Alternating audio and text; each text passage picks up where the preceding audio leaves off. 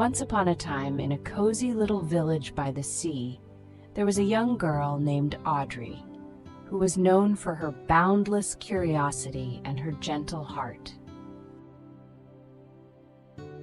Every night, as the sky turned a deep shade of navy and the stars began to twinkle, Audrey would climb onto the window seat in her room, hugging her knees close as she gazed out into the vast ocean that stretched endlessly before her home.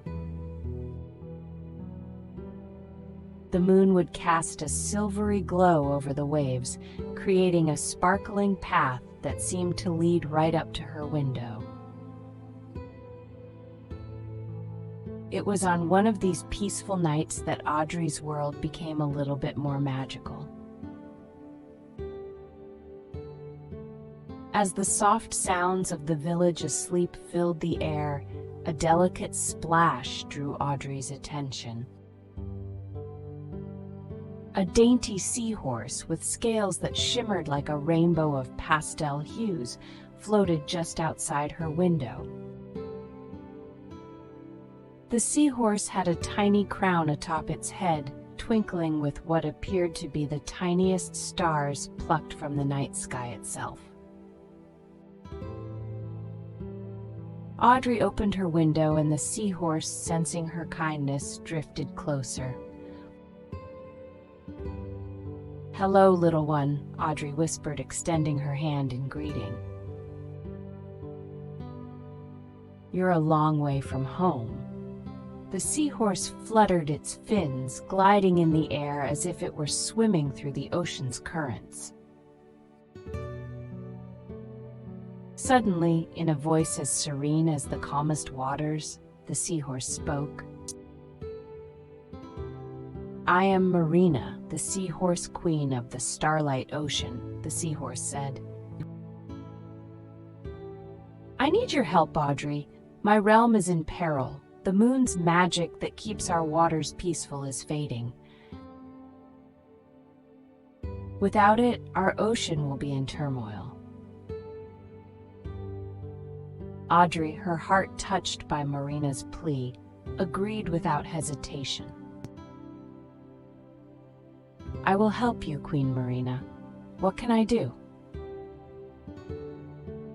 With a grateful flip of her tail, Marina beckoned Audrey to follow her. In a sprinkling of silver moonlight and a swirl of ocean breeze, Audrey found herself shrinking down, the world growing large around her. When the enchantment settled, she was the size of the seahorse, floating beside Marina over the sleeping village and out towards the Starlight Ocean. They traveled past coral castles and through forests of swaying sea plants, the creatures of the night ocean watching them curiously as they passed.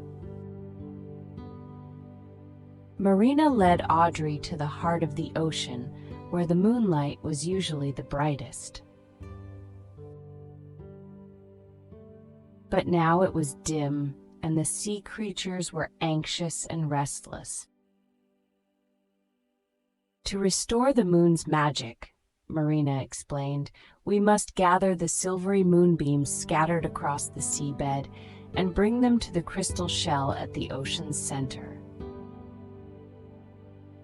But they're so light and delicate, it takes a special touch." Audrey looked at her own hands, wondering if they held the gentle touch needed. "I believe in you," Marina affirmed, her confidence shining bright. Audrey nodded, and they set to work. Throughout the night, Audrey and Marina collected the delicate moonbeams. They worked in harmony, Audrey's presence calming the troubled waters as they went along.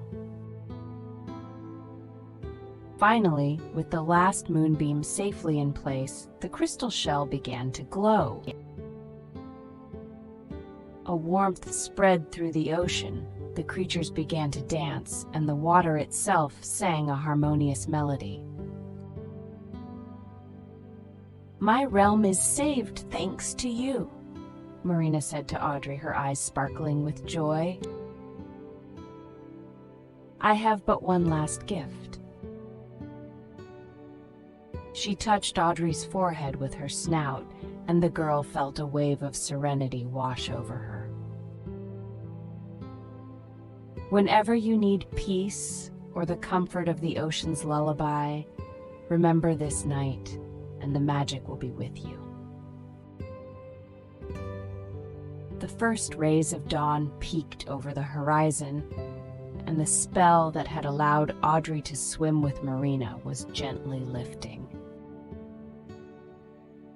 Audrey grew back to her normal size and found herself once again in her room, the ocean breeze ruffling her curtains.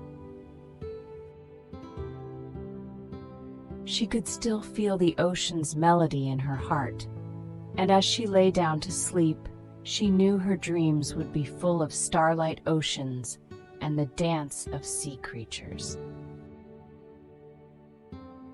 And thus, night after night, whenever Audrey found the world too loud or too busy, she would close her eyes and drift back to the tranquil depths of the Starlight Ocean, where a seahorse queen was her friend and the moon sang the softest lullabies. Peace encased her, and she would fall into the gentlest of slumbers, her heart as calm as the serene waters of her magical oceanic realm. And they all lived happily and peacefully ever after. The end.